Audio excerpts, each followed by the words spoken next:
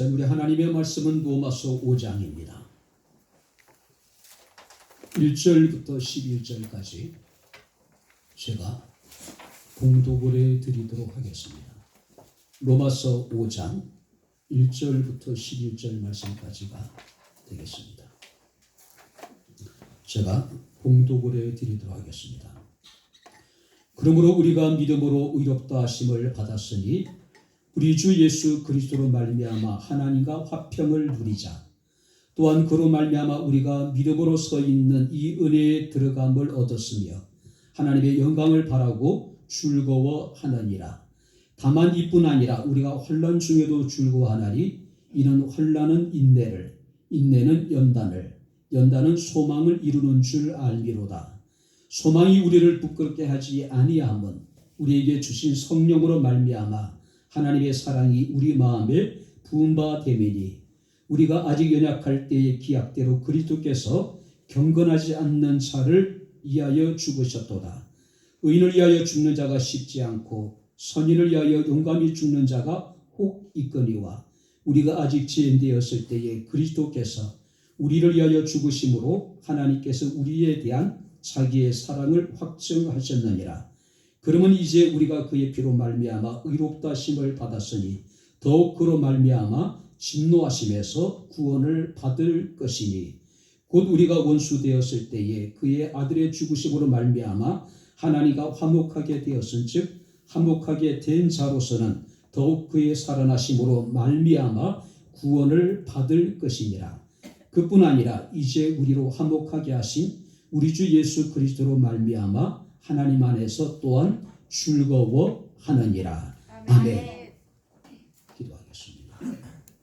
자비롭고 내로우신 아버지 하나님, 하나님의 은혜와 사랑을 진심으로 감사를 드립니다.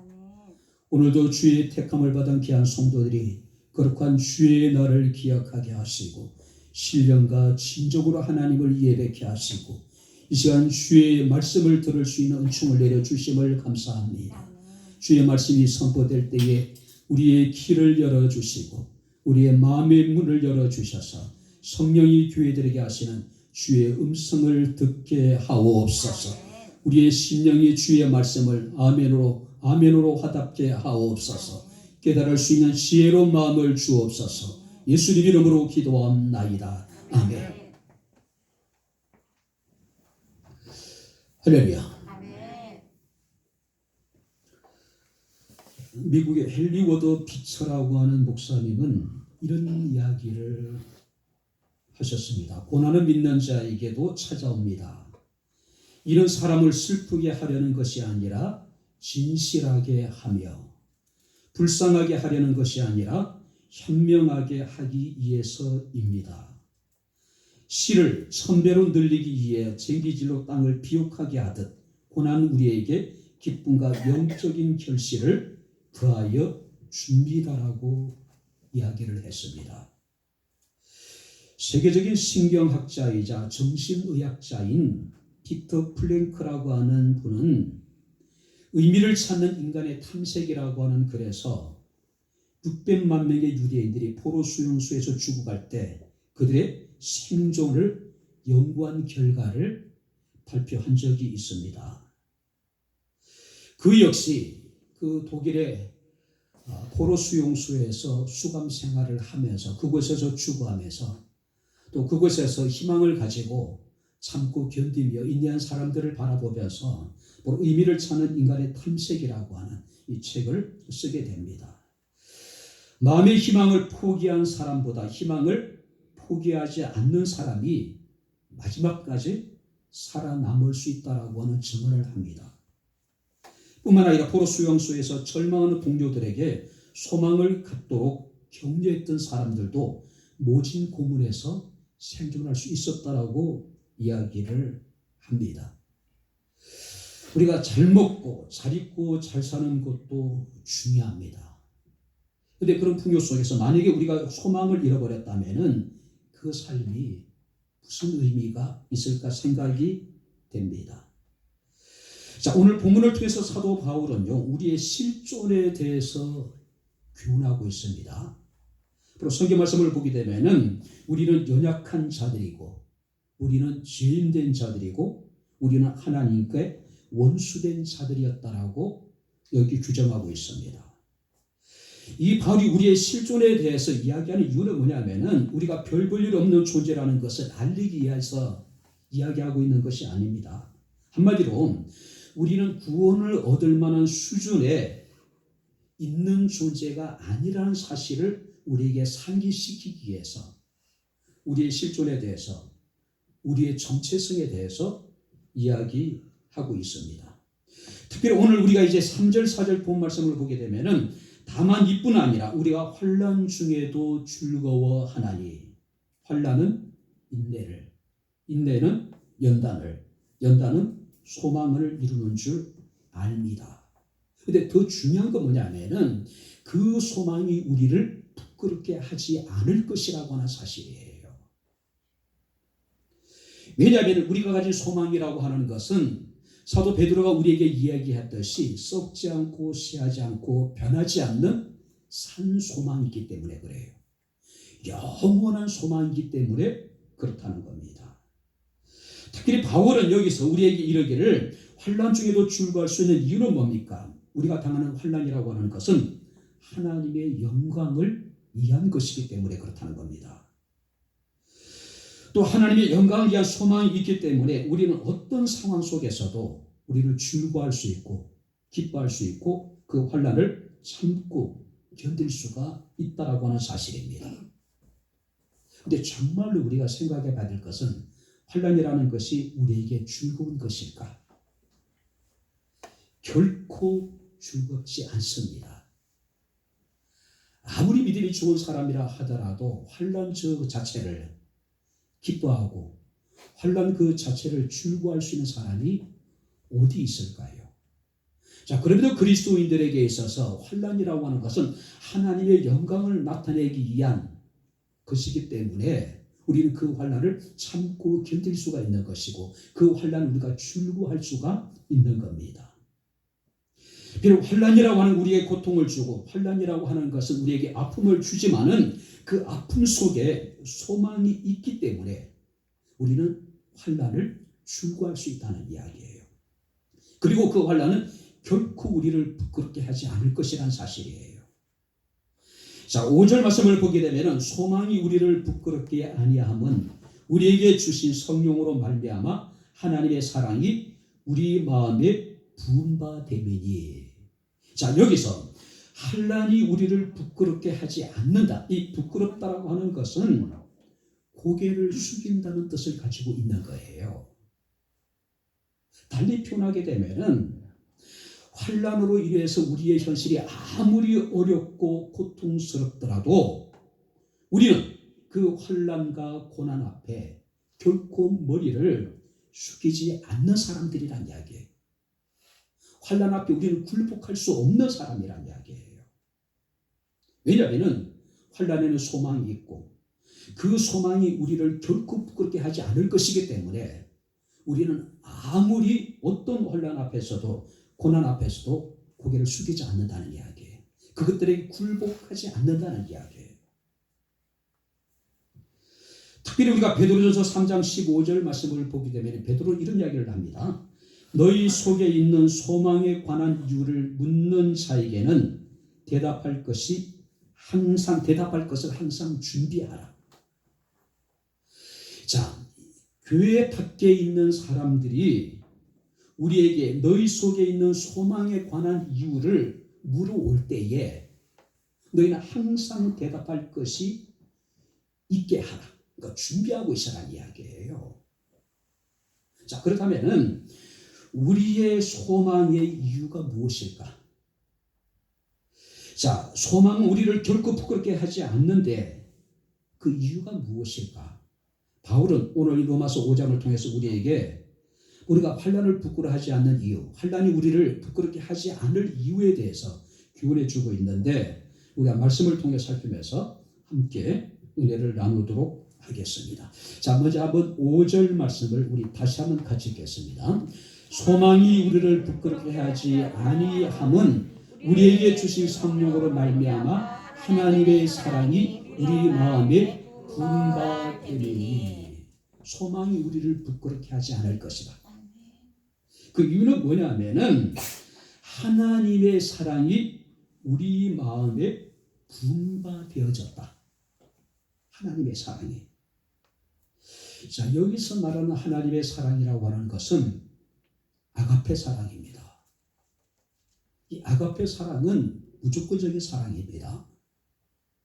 이 아가페 사랑이라고 하는 것은 아낌없이 모든 것을 다 쏟아부은 사랑이에요.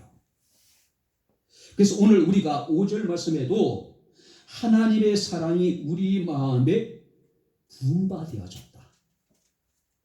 하나님의 사랑을 우리 마음에 쏟아부으셨다는 이야기예요.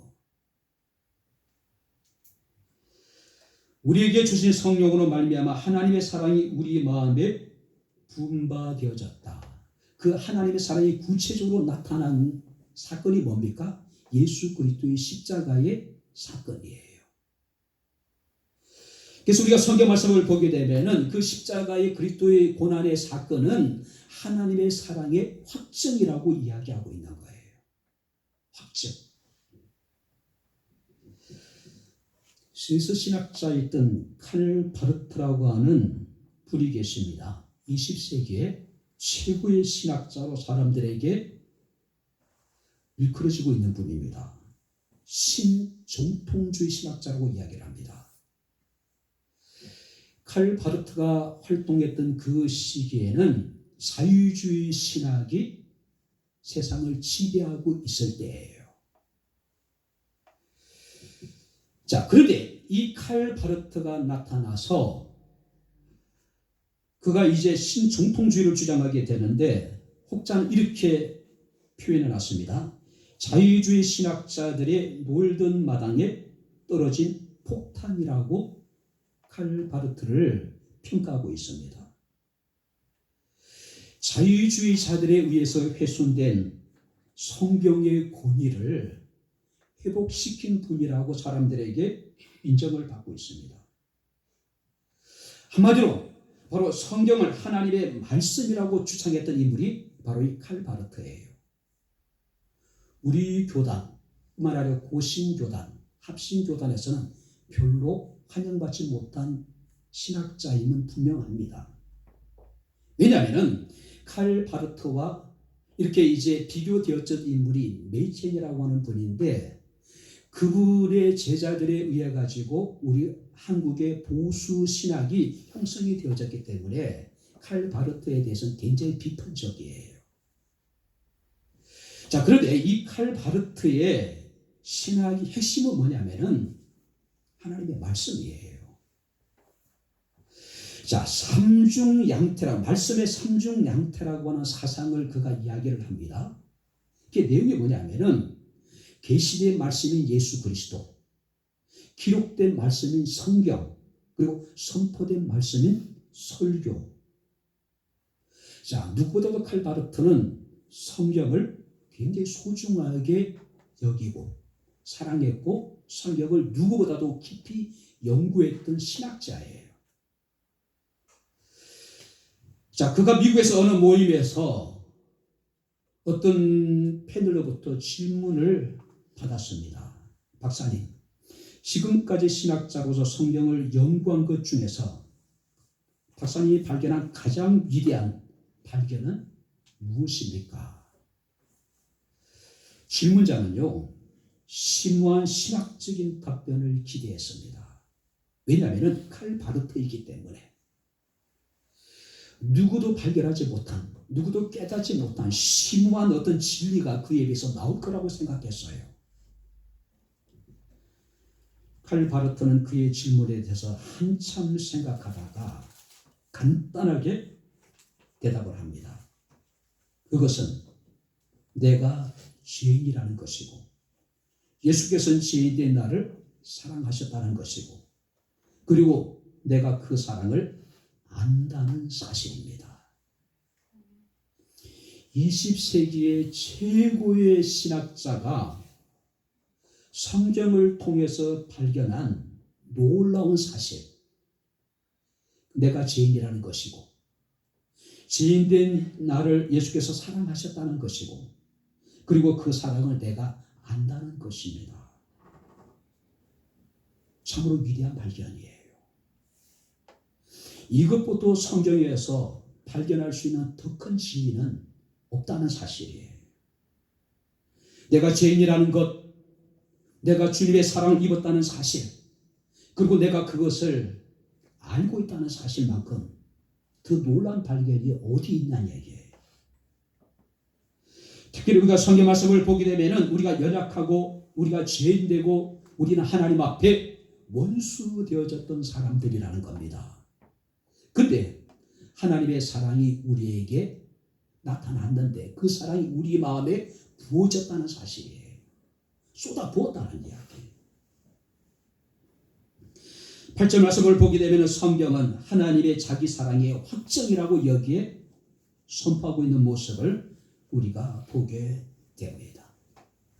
사랑하는 성도 여러분들, 우리의 소망이 부끄럽지 않는 이유, 소망이 결코 우리를 부끄럽게 하지 않는 이유가 무엇 때문입니까?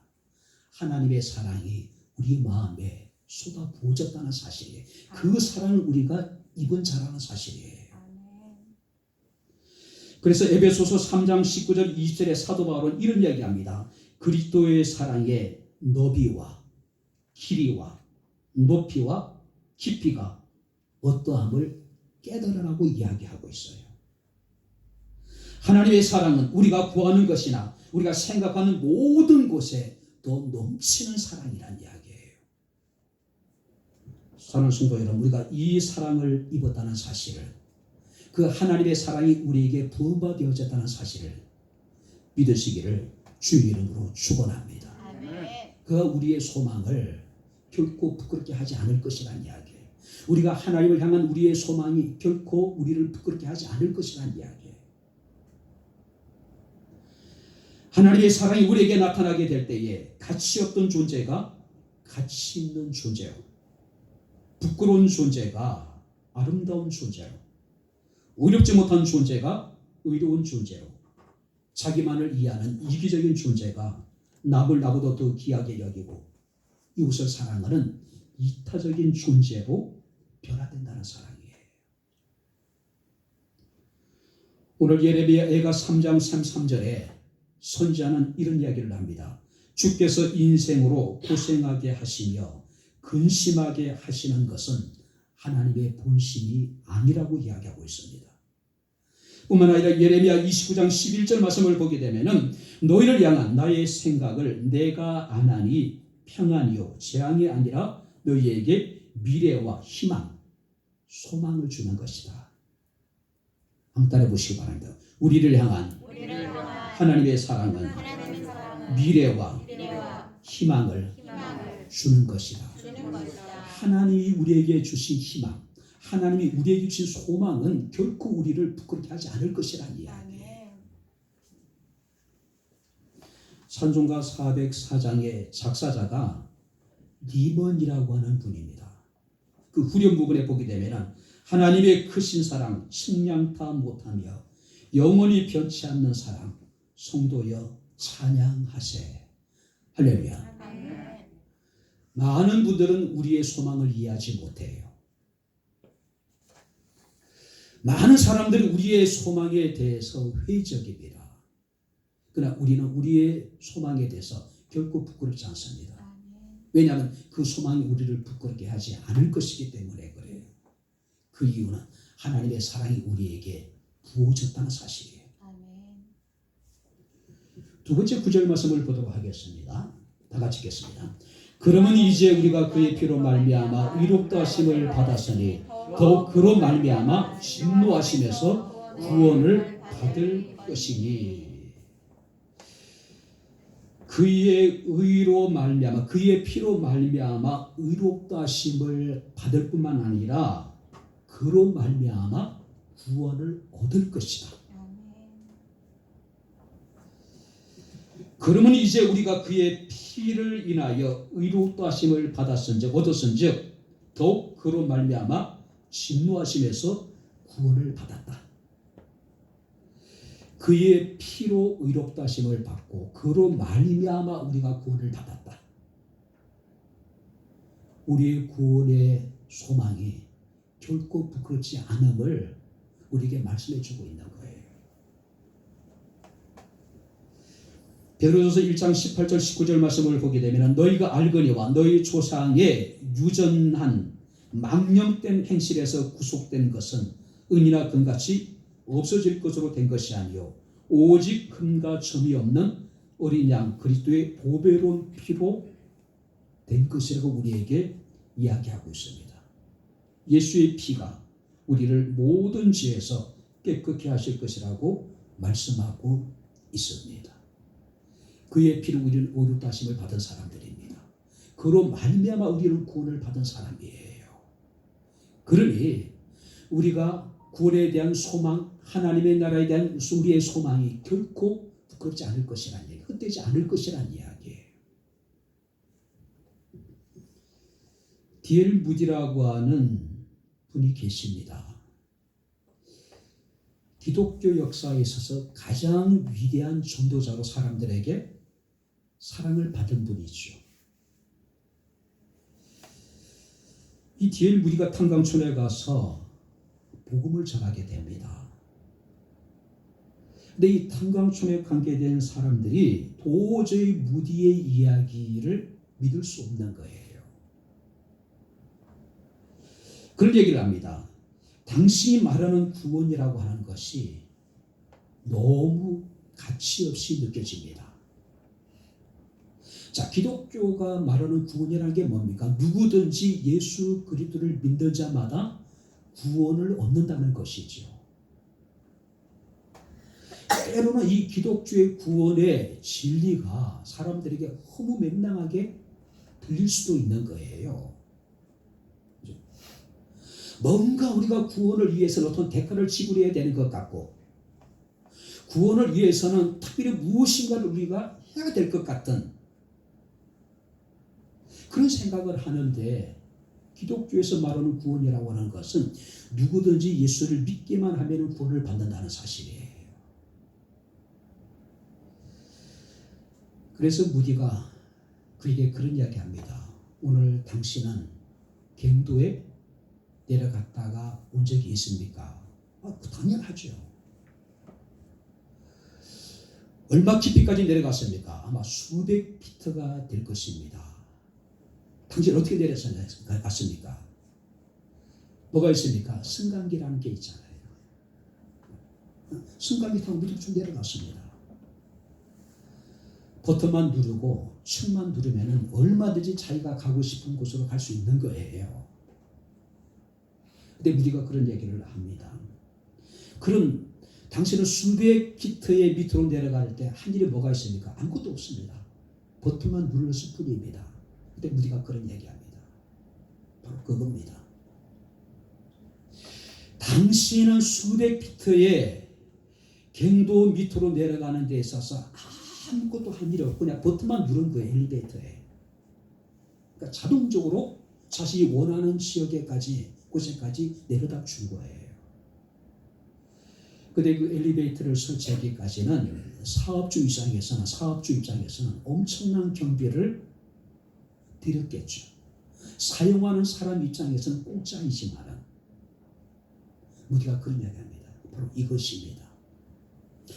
당신은 기독교가 말하는 구원에 대해서 너무 가치 없는 것을 여기지 모르지만은 싸구려 구원이라고 이야기하는지 모르겠지만은 그 이면에 하나님께서는 독생자신 예수 그리스도를 십자가에 못 박아 우리의 죄를 위해서 죽게 하셨습니다. 우리가 구원을 위해서 할 수 있는 것은 그것을 믿는 것뿐입니다. 예수의 피가 우리를 모든 죄에서 깨끗게 하실 것이요. 그의 피로 말미암아 의롭다 하심을 받았을 뿐만 아니라 그로 말미암아 우리가 구원을 받았다는 사실이에요. 우리의 소망이 결코 부끄럽지 않는 것은 예수의 피가 우리를 의롭다 하실 뿐만 아니라 우리가 그로 말미암아 구원을 받았다는 사실에서 우리가 가지고 있는 이 소망이 결코 우리를 부끄럽게 하지 않을 뿐만 아니라 우리가 소망을 부끄러워하지 않는 이유가 바로 여기에 있는 겁니다.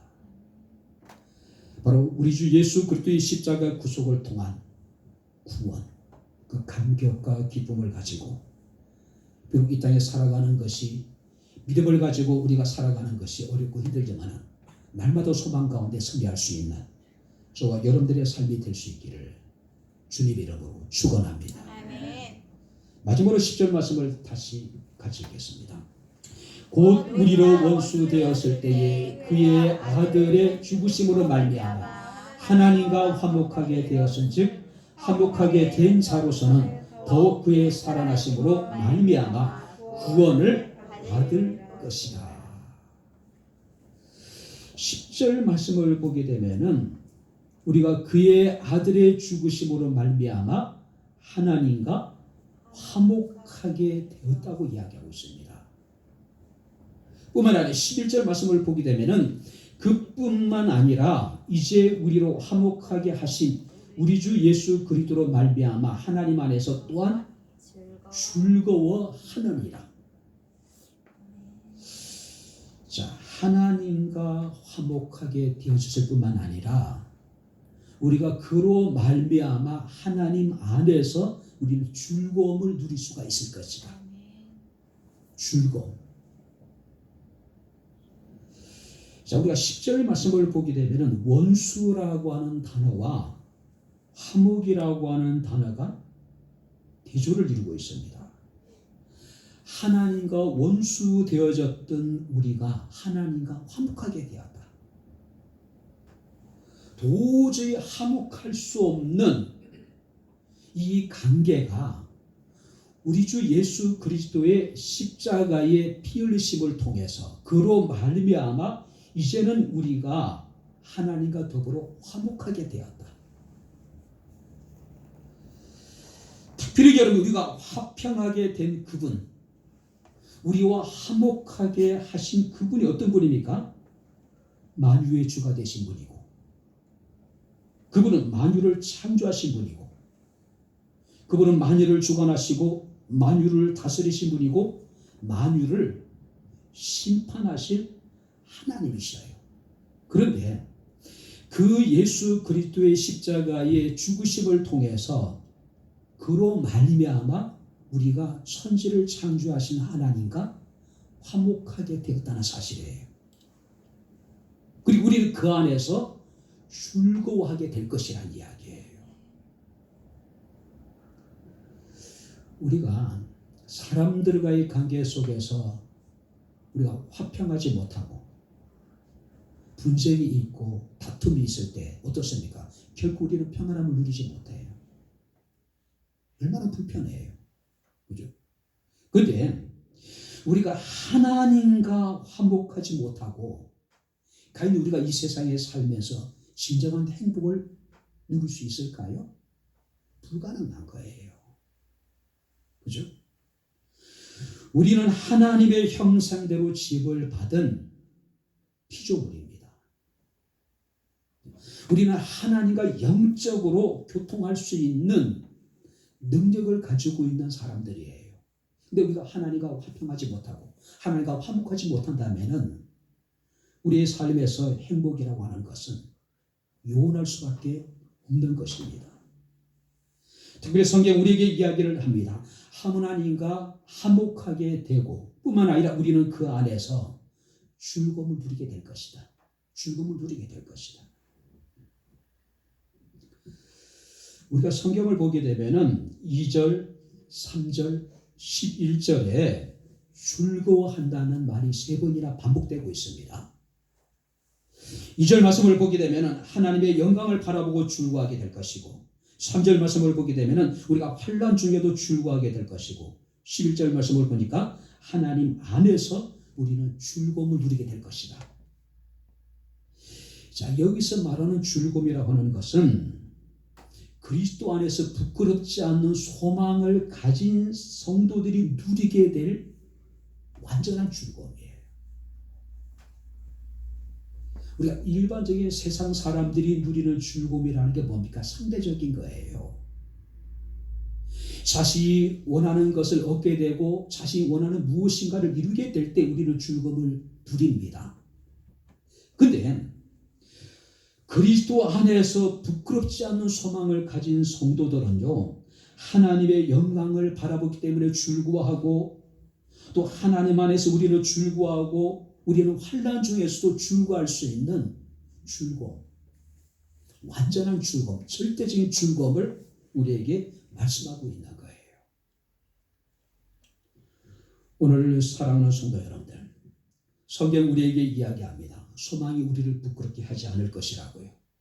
우리는 결코 우리가 가진 그 소망을 부끄러워하지 않습니다. 그 이유가 뭡니까? 예수 그리스도로 말미암아 하나님과 화목하게 되어졌고, 우리는 그로 말미암아 하나님 안에서 완전한 즐거움을 누릴 것이기 때문에 그래요.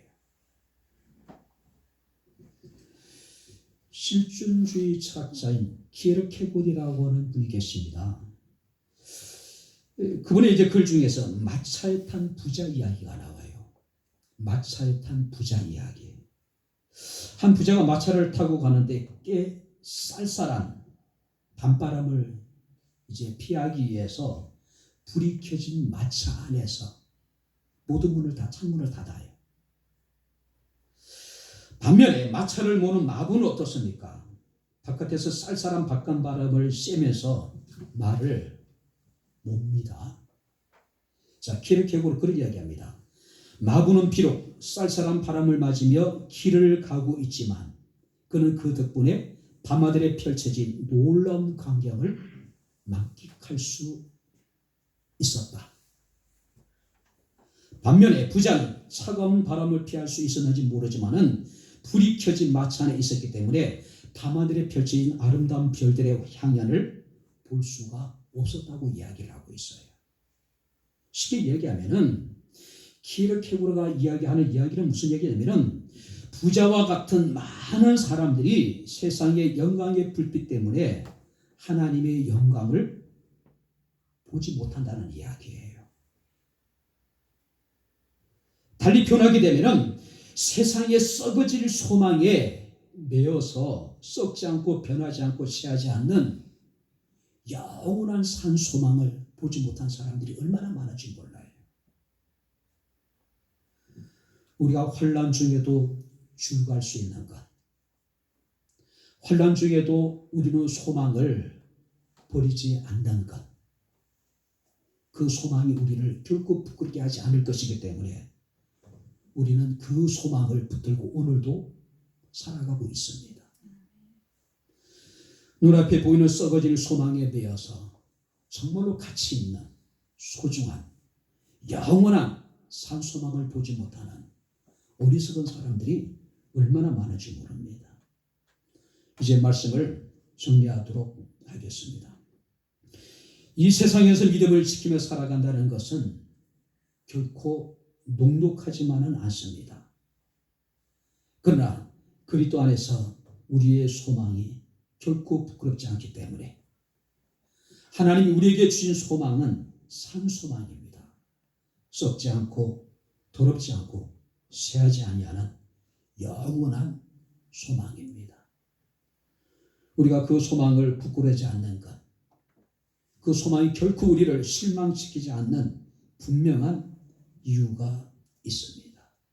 하나님이 우리를 사랑하시되 당신의 사랑을 우리에게 쏟아 부어 주셨다는 사실이에요. 그래서 우리가 이사야 43장 4절 말씀을 보게 되면은 하나님 보기에 우리는 보배롭고 존귀하며 사랑스럽다라고 말씀을 하고 있는 겁니다. 뿐만 아니라 우리가 스바냐서 3장 16절 17절 말씀을 보게 되면은 너희 하나님 여호와가 너희 가운데 계시니 그는 구원을 베푸실 전능자시라. 그가 너로 말미암아 기쁨을 이기지 못하며 너를 잠잠히 사랑하시며 너로 말미암아 즐거이 부르며 너를 기뻐하신다라고 말씀을 하고 있습니다. 하나님이 우리를 구원해 주셨습니다.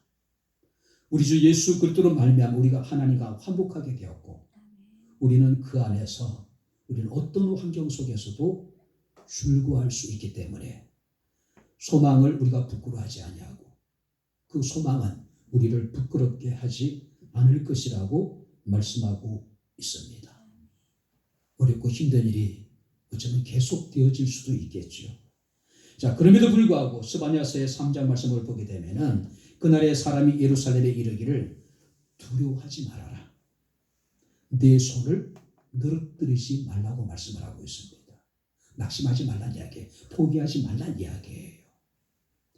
왜냐하면 우리에게 소망이 있기 때문에 결코 그 소망이 우리를 부끄럽게 하지 않을 것이고 우리에게 부끄러운 소망이 아니라 산 소망이 있기 때문에 내 손을 늘어뜨리지 말고 어떤 환난이 우리에게 주어지더라도 두려워하지 말라고 말씀하고 있습니다.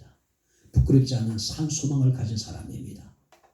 결코 녹록지 않는 우리의 삶이지만 그럼에도 불구하고 하나님이 사랑하시고 구원해 주시고 하나님과 화목하게 하셔서 그 안에 줄구하게 하신 하나님을 향한 소망을 갖고 한 주가 더 믿음으로 승리할 수 있는 저와 여러분들의 삶이 될 수 있기를 주님 이름으로 축원합니다. 기도하겠습니다. 하나님 아버지 하나님의 은혜와 사랑을 진심으로 감사합니다.